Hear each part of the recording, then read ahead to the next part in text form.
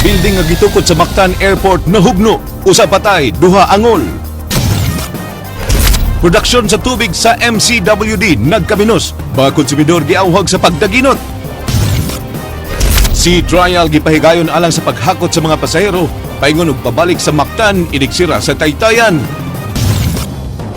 Mga lalaki nagbaktas nga nag-high heels aron pagpadayag sa ilang suporta sa mga babay.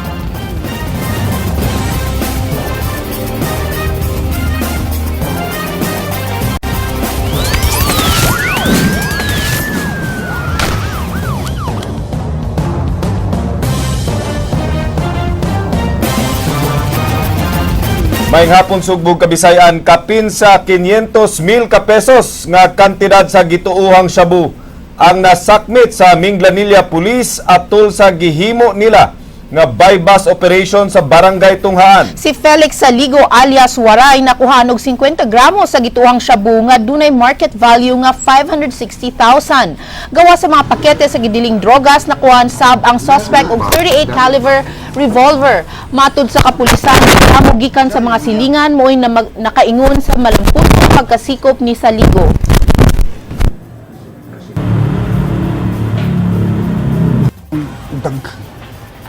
Dili na ako sir, mugamit ko pero dili ako ano kadaghan ng Huwag ka maligya. hindi pag mapalit ko sir ako sa kalibuan na tapos mugamit ko ang sobra Maligya. maligya para mabawi ko sa lang ako puhunan mo may ako. Nawad-an sa iyang panimuot ang usa ka lalaki nga biktima sa hit and run atubangan sa dakong mall sa Barangay Banilad kagahapon sa Kadlaon. Ang biktima nga wa mailhi sa kapulisan nagsulob og karsunis ug nag-t-shirt. Ang mga nakasaksi miingon nga gikan na naog sa pampublikong sakyanan ang biktima dihang kalit kining nilabang apan naigo sa nagsunod nga sakyanan. Gituhuan nga wa mabantay sa driver nga nilabang ang biktima tungod sa kangit-ngit sa maong dapit. Pagkuha sa pasuruan, mo sa pagbutok, sa pagkuha ba di lagobong, dool mo, sa ilo man kuha. Ito, auto? Oh, private.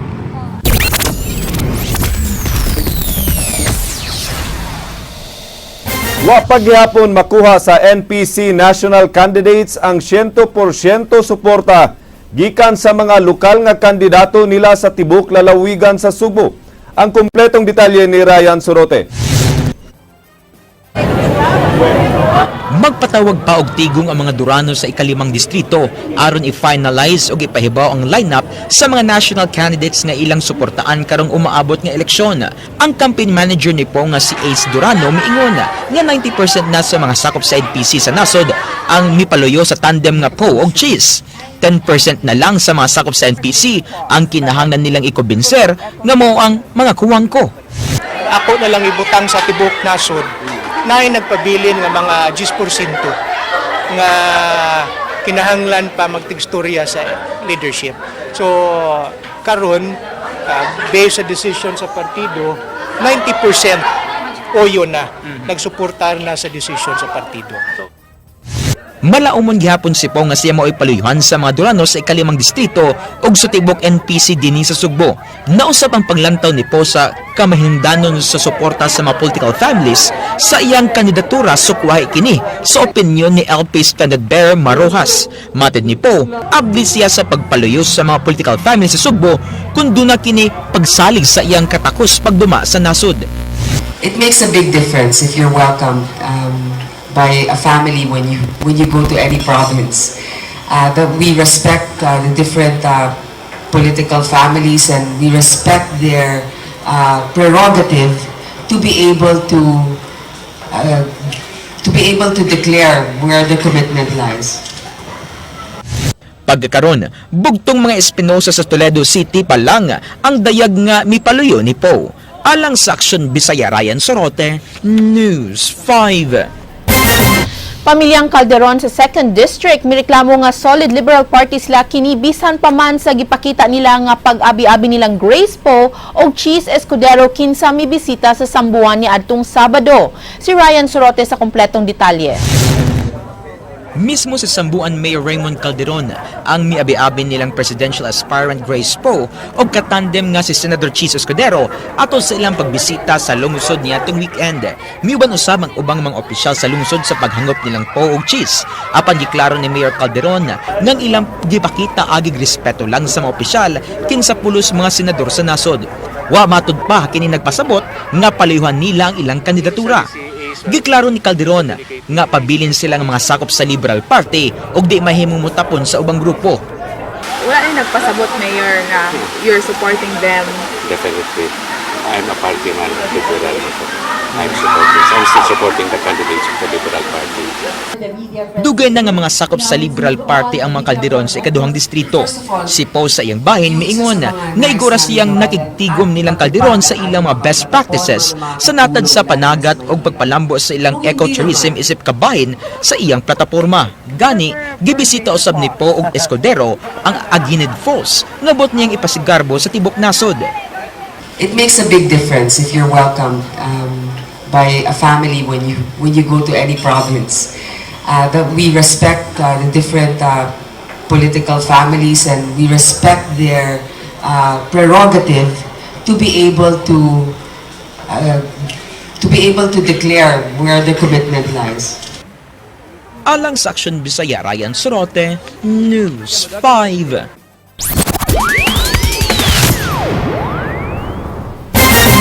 Wala katunga sa gi-require sa Supreme Court survey sa usa ka libo nga mga ngamutake sa bar sa Visayas ug Mindanao aron anhi ipahigayon ang bar examination sa Sugbo. Natapos ang deadline nga gitagal sa Korte Suprema niadtong Marso 3 apan hangyoon nga lugwayan kini hantud karong tapos buwan. Kini gi-aksyonan ni Jinky Recit. Kini ang survey results nga nalikom sa Dean sa Law School sa University of Visayas gikan sa mga bar takers ug retakers gikan sa Visayas ug Mindanao. Apan wa pa kini katunga sa 1,000 nga gipangayo kanila sa Supreme Court aron dinhi sa Cebu ipaygayon ang sunod nga bar exams karong Nobyembre. 7 pa lang ka mga tunghaan ang nakasubmit sa mga resulta ug dili pa kiniigo aron ipadala na sa SC. Tungod niini, giawhag ni kanhi Court of Appeals Justice Portia Hormachuelas ang tanang law school sa Visayas ug Mindanao sa pagsumiter na sa ilang survey results aron mahatag na nila kini sa Supreme Court and Bank. Our best bet is University of Cebu, which has already offered to become the venue for the 2016 bar exams in November and for free. Whereas the venue in Manila, which is the University of Santo Tomas, is being paid by the Supreme Court, by Supreme Court funds. Niadtong Marso 3 ang deadline sa Supreme Court alang sa mga law schools sa Kabisayan ug Mindanao. Apan hangyon ni Hormachuelas ang Bar Exam Committee nga lugwayan pa kini hangtod katapusan sa buwan sa Marso. Malaumon sila nga makabot ang target nga 1,000 sa survey. There are still those who have emailed us nga coming pa ang ilang survey results. Say gayong mahitabo nga dinhi sa Sugbo himo ng bar exams, posibleng ang mga regional judges, clerks of court, legal researchers ug justices sa Court of Appeals mo'y magsilbing proctor sa exam. Alang sa Aksyon Bisaya, Jinky Recit, News 5. Mga batanong lalaki nga sakop sa National Youth Commission nagsulob og high heels agig suporta sa tinuig nga Women's Month karong buwana. Sulob ang high heels gibakta sa mga batanong lalaki ang Fuente Osmeña paingon sa provincial capital. Tuyo sa mong aktibidad mga suportahan sa mga lalaki ang sexual violence and gender inequality. So yung high heels is a symbolism of unity and cooperation ng mga kalalakihan in terms of the issues of our women. Mga pulis sa Kabisayan gibansay-bansay alang sa pagsubay sa mga tawhanong katungod sa ilang mga operasyon. Ang training gipahigayon ni Chief Superintendent Dennis Siervo, ang Pangulo sa Human Rights Affairs Office sa Campo Crame. Tumong sa seminar ang pagbansay-bansay sa mga pulis sa insaktong pamaagi sa pagpatuman sa ilang police operations aron dili makalapas og tawhanong katungod. Una nga giseminar ang mga opisyal sa miaging semana. Nga naman lang ang civilian na human rights. Kunya kami ang mga membro sa police, all right lang kung sila yung violate sa mga. Dili. Ang pasabutan kung na mo violate sa karapatan sa member sa PNP, it will be the rules and regulations stated in the revised penal code that will be enforced. Nabalaka karon ang MCWD nga posibleng mahurot ang supply sa tubig sa umaabot nga mga buwan kung di padayong magpakabana ang publiko sa hustong paggamit niini. Ang detalye sa report ni Ed Cañete. Nabalaka karon ang kataguan sa Metro Cebu Water District nga basin ug mahutdan og supply sa tubig ang dakbayan sa Sugbo tungod kini sa walay pagpakabana sa katawhan. Gibutyag ni Rodriguez nga ang produksyon sa water dam karong buwana mikunog og 215 cubic meters matag adlaw. Ni average na ta sa 215,000 cubic meters per day. So if you notice na anay pagkunhod nga mga about 4,000 to 5,000 cubic meters per day muni epekto sa pagsud na sa critical level sa atuang buhisan dam. Giklaro ni Rodriguez nga adunay duha ka klase nga tinubdan sa tubig ang ilang gikuhan. Usa nini mao ang surface water sources ug ikaduha mao ang groundwater sources. Ang surface mo ay gikuhaan sa tubig uwan ug sa Mananga River diya sa buhisan dam ug mao kini ang unang maapektuhan sa gayon mutubaw ang El Nino. Ani duha ka classification no, surface o groundwater. So kaning surface water sources ang atong haklupan facility sa Talisay nga ang tubig gikan sa Mananga watershed ug ang atong buhisan dam nga ang tubig gikan sa buhisan watershed muni una gyud maigo panahon sa dry spell or kanang minimal or wala na gyud uwan. Gibutyag ni Rodriguez nga ang tubig nga ilang natigom niya tung bulan sa Hulyo niya tumilabay nga tuig hayan mahurot kini karong bulan na sa Mayo kung padayong magpasagad ang publiko sa paggamit niini. Alang sa Aksyon Bisaya, Ed Cañete, News 5.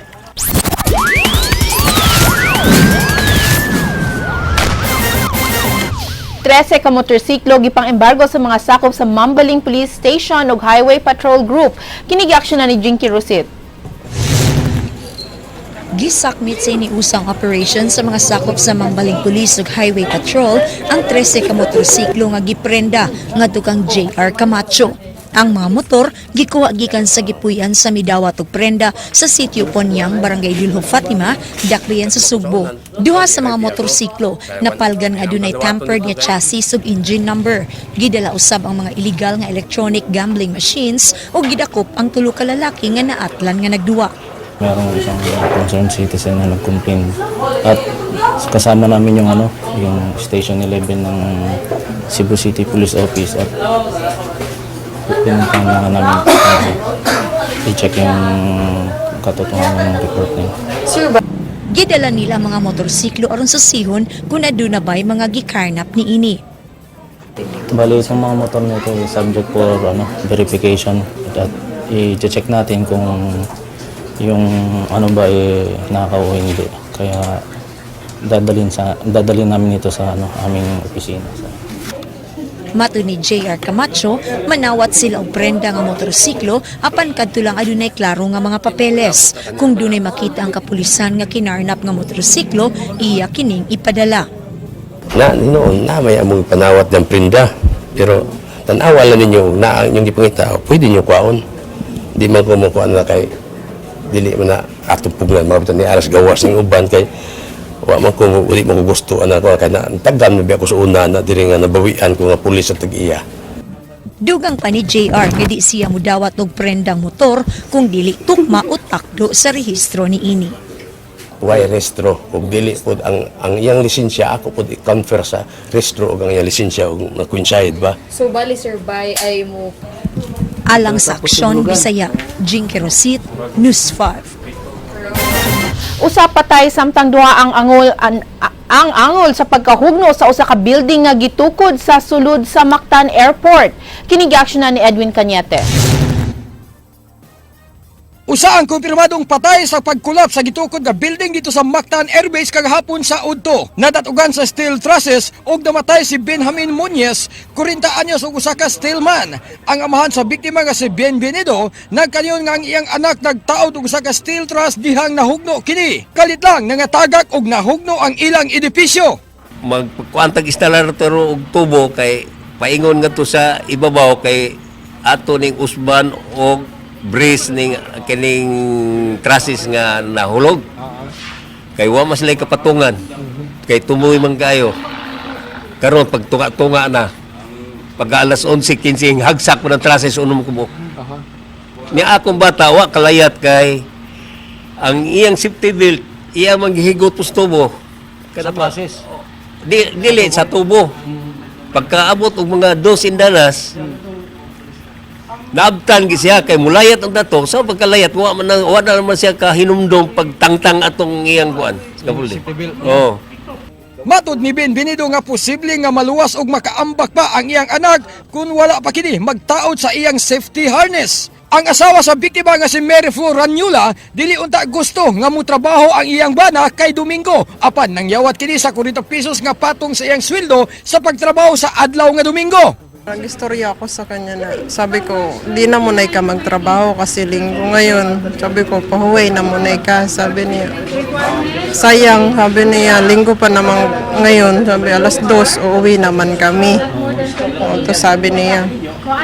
Sabi ko, ikaw, Jud, kung gusto mo na mag-duty, bala ka. Pero para sa ako, sabi ko, mamaya, wala ka pang tulog ng maayos.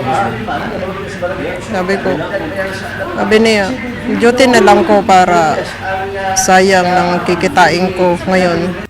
Unang miresponde alang sa pag-rescue ang mga sakop sa Air Force kinsa mitabang niya itong mga nasamdan nga sila si Silso Estopa o Grumil Umulon. Ang mga biktima nga trabahador sa AB Pamatong Granby Joint Venture Construction nga mo'y kontraktor sa hangar. Alang sa Aksyon Bisaya, Ed Cañete, News 5. Niabot na sa 6,430 ka checkpoints ang napahigayon sa kapulisan Tibok Region 7 sukad nagsugod ang gun ban ni adtong Enero 10. Wa pay labot nini ang nadakpan nga pulis sa miaging semana. Kini gi-aksyonan ni Ray Pasaporte. Sa kapin 6,000 ka checkpoint niabot na sab sa 140 ka tawo ang nadakpan sa gun ban og 165 kalain-laing klase sa armas ang nasakmit way labot sa 15 ka deadly weapons ug kapin 800 ka bala. Kay na may nadakpan nga mga tao ni ani, of course they are facing criminal charges in violation of the Kumilik Gun Ban. Sa mga nadakpan, way labot ni ini si P1 Mark Henry Vertudaso, kinsa gidakop human makuhai og Glock caliber 40 nga giisyo sa PNP kaniya human siya gialarma sa kapulisan dihang nisita nga hubog sa usa ka retired pulis diha sa Dalan Emveles. Alang niya nga kung dunay nahimong sayop ang pulis, nakasiguro siyang duna kini atubangon nga kaso. Gawas sa atubangon nga kasong kriminal ni Vertudaso, laing kasong administratiba ang atubangon ni ini. Gipasabot ni lawas, dili tanan pulis ang gitugutang makadala og armas nga walay duty depende sa ilang unit assignment. Si Vertudaso bag-o lang na destino sa Cebu Provincial Police Office gikan sa Regional Public Safety Battalion kun RPSB.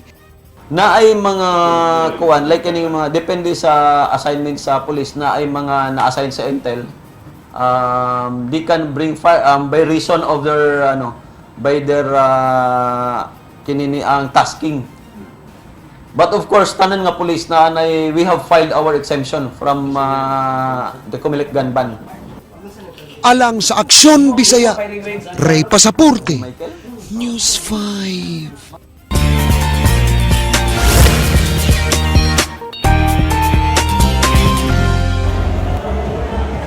Kagahapong adlaw, malipayong gisilibrar sa Skid 911 ang ilang ikanapulo nga anibersaryo sa usa ka dakong mall dinhi sa Sugbo. Agig paghatag nilang dakong pasalamat sa ilang mga kliyente nga wa gyud mibiya kanila sud na sa mga nakalabaing tuig. Nagpahigayon silang mga nagkalain-laing activities sa maong mall alang sa tanan.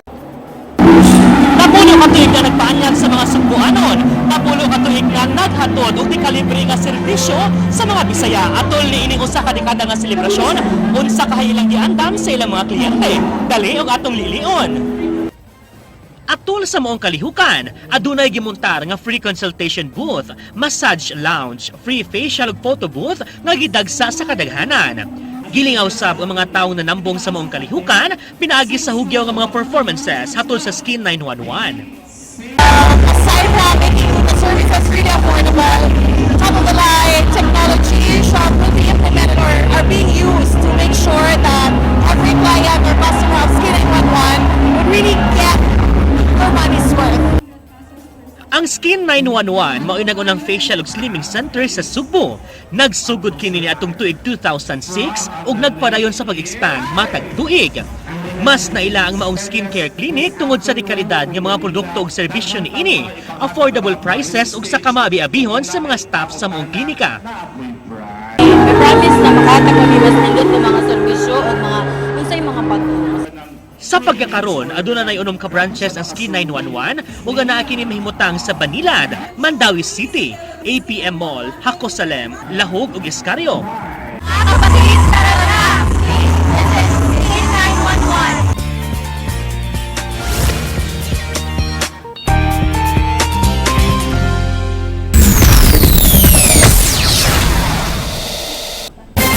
Talisay City Councilor Danny Caballero personal nga mitahan sa iyang armas sa hepe sa maong syudad. Aron taptapan ang mga sumbuhan agig pagsanong sa panawagan alang sa usa ka hapsay ug malinawon nga piliniay. Ang report ni Ray Pasaporte. Personal nga gibisita kaganihang buntag sa hepe sa Talisay City Police, Superintendent Hermano Malyari ang balay ni Konsehal Danny Caballero. Si Caballero voluntaryong mitahan sa iyang tulo ka armas nga Armalite, caliber 40 pistol ug caliber 38 pistol aron mataptapan ang sumbuhan sa iyang armas. Si Caballero unang opisyal sa dakbayan sa Talisay nga nisanong sa panawagan sa kadagkuan sa PNP Region 7 nga taptapan ang sumbuhan sa ilang armas alang sa malinawon ug hapsay nga eleksyon.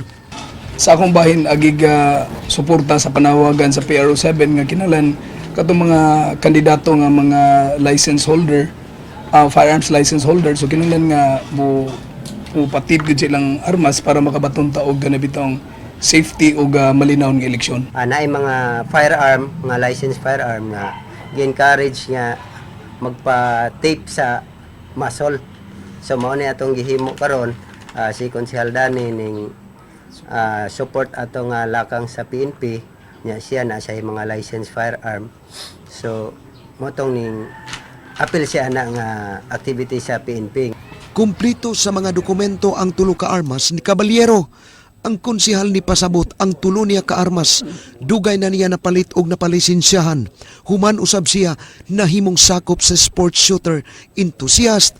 Dugang niya nga sila gitugutang makatiner na pulo kalain-laing klase sa armas. Type 3 man ako ang sa ako ang license nako, so maka-acquire pa ko probably until 10 firearms. Type 3 na siya sa license nga mga sports shooter nga sama nako nga mahiligon sa armas nya kinahanglan mo kuan jud mo pa-register gyud ta nya gihatag ginato og gitagaan ta og ganang kagayunan ang mga sports shooter nga maka-acquire up to 10 or I think ako mo say 10 to 15 firearms. Kumpiyansa si Caballero sa iyang seguridad. Sanglit nagtuo siya nga mahigugmaon sa balaod ang katawan ug ang iyang kaatbang sa politika. Buot sab ug malinawon nga pinili ay sa dakbayan. Si Caballero ni dagan vice mayor sa dakbayan. Diin ang iyang mayor, mao si Romeo Villarante. Alang sa Aksyon Bisaya, Ray Pasaporte, News 5. Andam na ang kapulisan sa Sugbo sa pagpatuman sa hugot nga seguridad alang sa nagsingabot nga presidential debate karong buwana. Kini giaksyonan ni Ray Pasaporte. Nagtagbo ang COMELEC, PNP ug TV5 niadtong Marso 4 adlang Biyernes alang sa pagpangandam sa umabot nga presidential debate nga ipahigayon karong umaabot nga Marso 20 sa tunghaan sa UP Cebu. Matud pa ni Senior Superintendent Raylin Dunlawas, Deputy Regional Director for Operation, plano nilang palapdan ang deployment sa kapulisan sa Subo alang sa seguridad sa mga presidensiables. Gituyo nila kini tungod kay dako ang tsansa nga maharas unya ang mga bisita.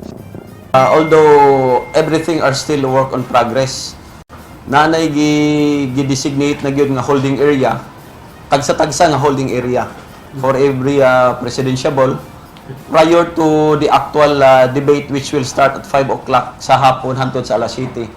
Pero ang call-in time for the presidentiables will start at 3 o'clock in the afternoon. So nasa like 2 hours to prepare themselves. While within the 2 hours prior sa debate, they will be given a time to interact. 300 lang ka mga tao ang tugutang makasud sa maong debate hall. Gituyo kini aron malikayan ang pagdagsa sa mga supporters nga mutambong sa tunghaan nga moresulta unya sa kagubot. Gitahasan ang kada opisina sa kapulisan nga makabuhat og implementing plan aron makwenta kun pila ang kinahanglanon nga security personnel. Yeah, amo ka na nang gitanaw and we will try to strengthen kay matud pa bitaw sa UP, it will be a different format ang ilang pagasundon. Dili nga pareho dito sa Cagayan. So our deployment of security personnel will be based also on the format that will be adopted by UP and TD5. Adunay posibilidad nga sirhan ang mga karsada duol sa tunghaan. Ang PNP nag-agad lang sa direktiba sa Comelec mahitungod niini og sa uban pang mga butang nga angayang pagahisgutan alang sa hingpit nga seguridad sa umabot nga debate. Alang sa Aksyon Bisaya, Ray Pasaporte, News 5.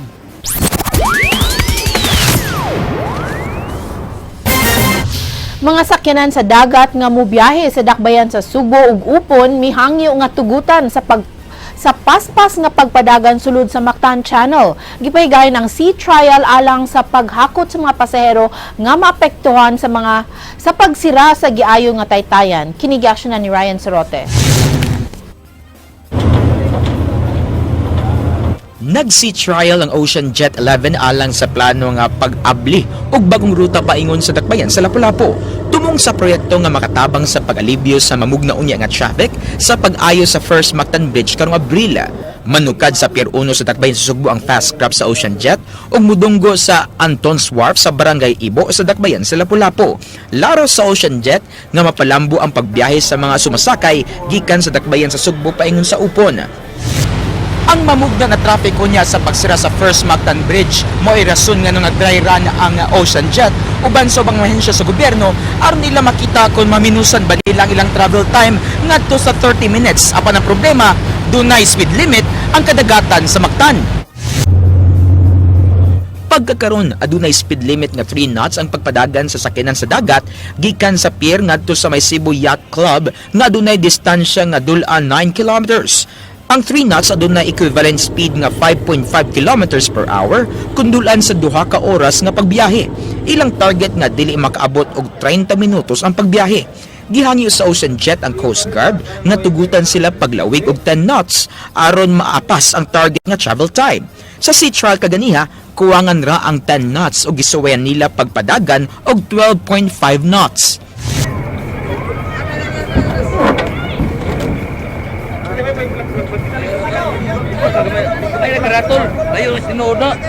Nakuha sa Ocean Jet og 24 minutes ang biyahe paingon sa Upon apan nalangay tungod sa kakuwang sa rubber fenders. Good side, na yung muagi gud nga fast craft der mga barko ang wake niya mo gito maka-create ni hampas-hampas gud sa kilid. Kabahin sa sea trial ang 5 minutos nga biyahe sa bus sa Island Central Mactan paingon sa Mactan Cebu International Airport. Tuyo nila nga mas dali ang pagbiyahe sa mga turista paingon sa airport. So as much as possible, when they arrive, they dock diretso na direct to the bus, and the bus will take them direct to the airport. Di mo minus sa 100 pesos ang plano nga piti sa Ocean Jet. Ang Ocean Jet ang labing unang shipping company nga misanong sa panawagan sa dugang biyahe paingon sa isla sa Mactan. Gawas sa Ocean Jet, plano sa muabli og dugang biyahe paingon sa Upon ang light o gotong shipping alang sa pasahero o kargamento. Plano sa duha ka shipping companies sa pagdunggo sa Barangay Punta Engaño og duol sa may Mactan Export Zone. Problema lang doon sa light shipping, doon sa kasamahan na area.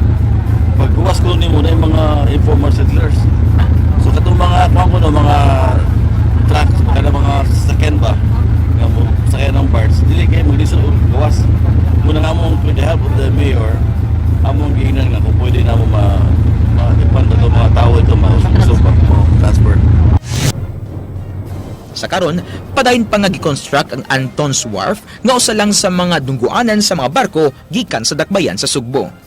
Nahug nga daw construction site kini ako himutangan karon habig sa dakbayan sa Lapu-Lapu diin mudunggo kining fast craft sa Ocean Jet.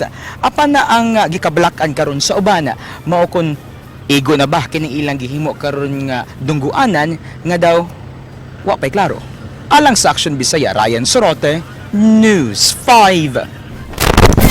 Personal nga hangyoon sa tigduma sa CPA si President Noynoy Aquino aron bawion ang aduana gikan sa palasyo sa Malacañang aron duna sila'y magamit nga dungguanan sa mga barko na nga nagkarga og mga bugas sa NFA. Ang detalye sa report ni Ryan Sorote. Dugay na nga problema sa Cebu Port Authority ang nagkagrabe nga port congestion sa dakbayan sa Sugbo.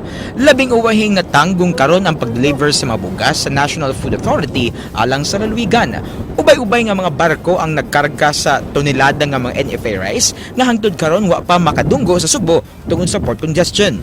Usa sa solusyon nga nahunahunaan sa CPA ang pagbawi sa aduana gikan sa Office of the President. Actually, we have been asking the Office of the President for us to be allowed to take back that area. Sa likod lang yung berthing space for us to get it back kasi dati amo mo na. Matod sa CPA, dugay na nga napasagdan og wa na magamit ang Malacañang sa Sugbo. Napasagdan na usab kini hilabi na paghuman sa 7.2 nga linog niadtong 2013 tungod sa nasinatiini nga kadaot. Wa na say mga sakop sa Presidential Security Group ang details sa aduana nga gigamit nga dungguanan sa mga barko sa gobyerno. Plano karon ni CPA General Manager Ed Montan nga personal nga aron madungguan sa mga barko. Administration ba kayo? We didn't ma-approve before this administration. Kasi kayo, we have to start again next administration, we have to start again from the beginning unless kung ang LP ang manalo, administration Sandra Vera ang manalo kay at least continuity. Kung ibang presidente, baka sabihin, ano yan, wala sila kayo. Laing problema sa CPA kung kanusa masugdana ang pagpatukod sa bagong Cebu International Port sa lungsod sa Konsolasyon.